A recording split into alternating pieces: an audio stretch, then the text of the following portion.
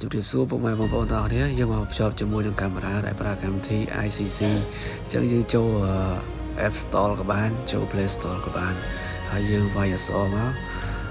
ไวเปีย ICC มาไวแบบนั้นมาC S W หายังสบายรอบไปมาในการที่พอใบตองนี้จังยังดาวน์โหลดมาในยังดาวน์ให้จังยังไม่ดาวน์ได้จังยังเจนมาวิ่งហើយយើងទៅរកកម្មវិធីដែលយើង down ហើយហ្នឹងចូលវាមកហើយយើងអុសវាមកឆ្វេងអស់មកយើងចុច archive នេះហើយយើងចុច agree នេះតោះមកយកខាងក្រោមនេះយើងបើ logo ទាំងអស់មកហើយទៅវា load មកយើងចុច logo ទាំងអស់មកបើ Android វាមាន Gmail មាន Facebook មាន Apple ID វាមាន3យ៉ាងទៅអញ្ចឹងយើងចូលមួយណាក៏បានចូល Apple ក៏បានចូល Gmail ក៏បានចូល Facebook ក៏បានចឹងបើជួយ Apple វាឲ្យ scan មកបែបនេះឥឡូវយើងបានហើយ account ណាចូលឡើងទៅមកចុចចូល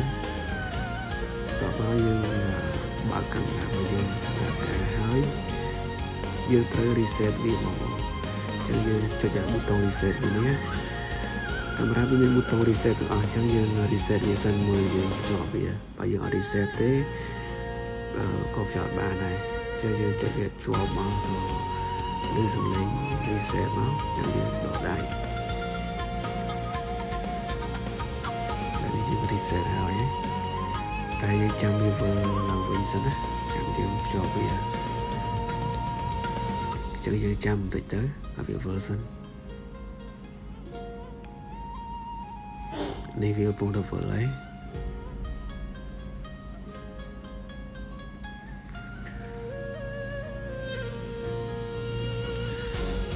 បើវាវិលហើយយើងចូលសញ្ញាបូកនេះសញ្ញាបូកចុចអូខេមកហើយទៅបើក Bluetooth ហើយយើងភ្ជាប់ Wi-Fi ឲ្យហើយមក Wi-Fi របស់យើងពេលយើងបើក Bluetooth នេះវា load device វាមកអញ្ចឹងយើងចុចលើវាមួយមកចុច load ទៀត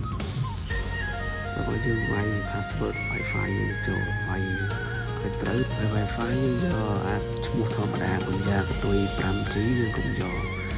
ចឹងយើងវាយ password ត្រូវហើយយើងចុចអូខេទៅហើយយើងរងចាំទីវាផងទៅជាមួយ Wi-Fi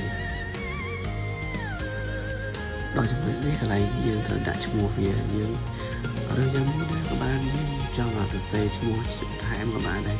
យើងចង់ដាក់គាត់ថាមុខផ្ទះឬក៏ក្រោយផ្ទះអញ្ចឹងយើងដាក់បានទាំងអស់ចុចអានេះមកចុច confirm ចុច cancel នេះយើងភ្ជាប់បានហើយចុចមើលវាបានហើយបាទនេះដល់ចំណុចនេះយើងចុចខាងក្រោមនេះមក